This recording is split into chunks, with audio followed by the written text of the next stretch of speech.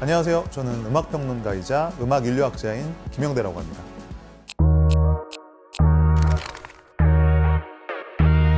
사실 지금이 가장 문화적인 다양성과 그 힘에 대해서 느끼게 되는 순간인 것 같아요. 이제는 한국인만이 아닌 외국인까지도 함께 포용하는 그런 아이돌 그룹들이 런칭이 되고 있고, 어떻게 보면은 이제 K-팝이라고 하는 단어가 갖고 있는 기본적으로 한국의 것이다 라는 것이 한국을 좋아하는 혹은 한국이라는 것을 공유하는 모든 사람의 것이다 라고 확장되는 지금 일로에 있단 말이죠. 그런 거를 통해서 저는 다양성이라는 생각을 또 한 번 하게 됐고, 그 다음엔 역시 K-팝 데몬 헌터스인 것 같아요. 한국인이면서도 외국인의 정체성을 갖고 있는 그런 경계인에 놓여있는 매기강 감독님 같은 이러한 디아스포라 한국인이죠. 이런 사람들에 의해서 새삼스럽게 재발견되고 특이한 것인데도 보편적인 것으로 포장이 돼서 많은 사람들에게 다가가는 모습을 보면서 좀 놀랍다는 생각을 했었죠. CJ에서 주최하는 K콘이라는 행사를 2012년부터 매년 했었는데 거의 매년 방문했어요. 다양성이라는 측면에서 제가 좀 놀랬던 건 뭐냐면, 정말 우리는 상상할 수 없는 다양한 국적, 그러니까 민족적인 배경이죠. 다양한 에스니시티, 레이스, 그리고 교육 수준, 나이대, 정말 다양한 사람들이 그 행사에 참여해요. 의미심장하다고 생각했던 부분은 이 문화를 각자의 방식으로 자기화하더라고요. 굉장한 문화의 확장성이고 다양성이다라고 생각을 했어요. 어느 나라에서는 자신들의 주류 음악을 대체하는 하나의 대안으로서 받아들여지기도 하고, 어느 나라에서는 동경의 대상으로 느껴지기도 하더라고요. 미국에 사는 한국인들한테는 굉장한 자긍심이자 어떻게 보면 내 삶의 방편처럼 느껴지기도 하고, 미국 안에 있는 아시안 뮤지션들에게는 아시안으로서 할 수 있다는 어떤 가능성? 그러니까 겉으로 보기에는 그냥 하나의 문화지만 이거를 즐기는 다양한 사람들에 의해서 다양하게 해석이 되고 그들만의 것으로 소화될 때 하나의 문화에서 다양한 문화가 파생되는구나 라는 거를 느꼈었고, 사실은 그게 제가 유학생활 동안 느낀 가장 큰 배움이었던 것 같아요.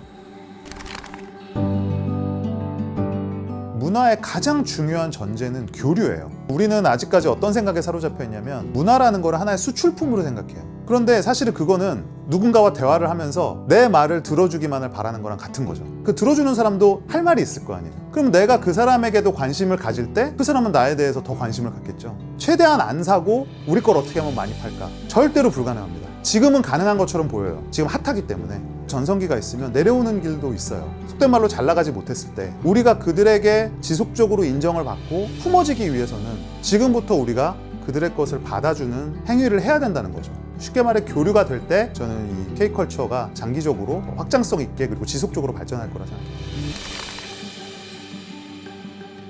결국은 개성인데요. 몰개성 자체가 사실은 사망선고거든요. 왜냐하면 이 산업은 모방될 수 있어요. 시간과 돈이 있으면 어느 순간 모방이 됩니다. 그런데 우리가 영국의 비틀즈나 미국의 마이클 잭슨을 모방을 할 수는 있다고 하더라도 그게 큰 의미를 갖지는 못하잖아요. 그들만이 갖고 있는 고유한 음악적인 개성이 있으니까. 지금 아직 좀 모자란 것이 크리에이터에 대한 발견이에요. 좀 잘 생각해 보시면 K-팝 데몬 헌터스가 성공할 수 있었던 거는 매기강이라고 하는 크리에이터 때문입니다. 사실은. 그리고 이제라고 하는 송라이터, 크리에이터 때문이에요. 그리고 헌트릭스라는 음악과 춤을 만든 창작자들이죠. 그러니까 음악을 만들어낼 수 있는 힘을 가진 작가들을 길러내야죠. 단순히 음악 프로듀서, 작곡가, 춤을 추는 아이돌만을 길러내는 거에 그치지 않고 다양한 것을 창작할 수 있는 상상력을 가진 인재를 두루두루 길러내야 된다고 생각해요. 그들의 공통점은 뭐냐면 고유한 어떤 생각을 한다는 거예요. 과연 지금 우리나라가 이렇게 막 산업을 발전시키는 와중에 그런 고유한 생각, 다양하게 할 수 있는 사람을 길러내고 있는가? 아직은 그게 부족하다고 생각하고요. 그런 점을 길러낼 때만이 K-팝이 좀 더 지속적으로 한 단계 더 성장을 할 수 있을 거라 생각해요.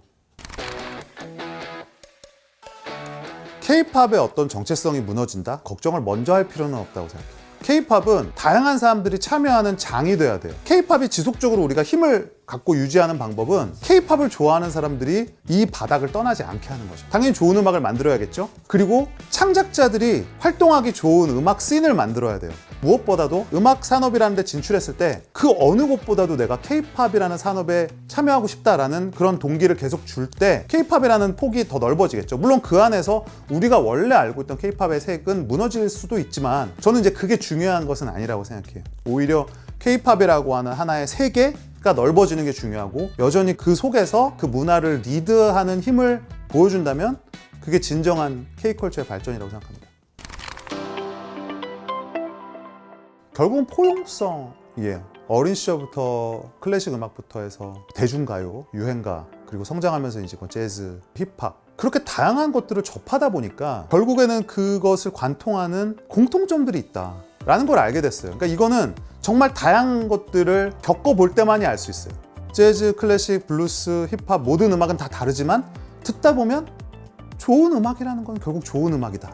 이런 묘한 깨달음 같은 것들을 얻게 되거든요. 학문으로서 공부를 했을 때도 그런 걸 느꼈어요. 아프리카 음악부터 인도네시아의 가물란이라든지 인도의 전통 음악이라든지 우리나라의 종묘 제례악까지 음악이 다 다르고 형식도 다르고 음계도 다른데 좋은 음악이 주는 쾌감과 그것들이 갖고 있는 어떤 미학이라는 거는 또 일맥상통하는 측면이 있어요. 우리가 맨날 말로만 사실은 주장하는 세계인이 됐잖아요. 우리가 우리의 것들을 설득해 나가는 위치에 있기 때문에 그러기 위해서는 우리 스스로가 문화에 대한 인종에 대한 편견과 선입견을 내려놓고 모든 문화를 다 음미하고 그것의 장점을 찾아낼 수 있는 것, 저는 그게 이제 앞으로의 문화 다양성의 좀 키워드가 아닐까 생각을 합니다. 문화 다양성은 목적이 아니라 출발점이다. 문화 다양성이 확보되었을 때 저는 다른 이야기를 할 수 있는 거라고 생각해요. 그러니까 우리가 문화 다양성을 위해서 노력을 물론 하죠. 하지만 진짜 문화 다양성이 확보가 되면 사실은 그때부터 진짜 문화가 시작된다는 거예요.